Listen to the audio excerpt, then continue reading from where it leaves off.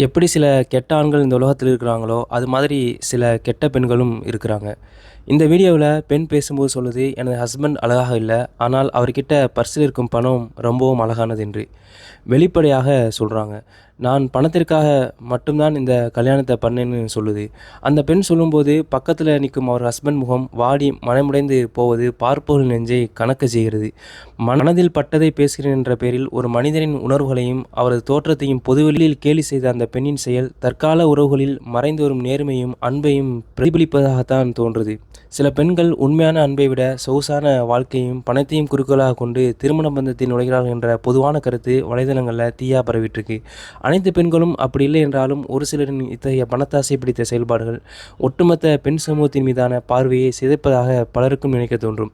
மனித உணர்வுகளுக்கு மதிப்பளிக்காமல், பணத்தை மட்டுமே பிரதானமாக கருதும் இத்தகைய மனநிலை, எதிர்காலத்தில் குடும்ப அமைப்பையே சீர்குலைத்துவிடும் என்பதை மறந்துவிடாதீர்கள்.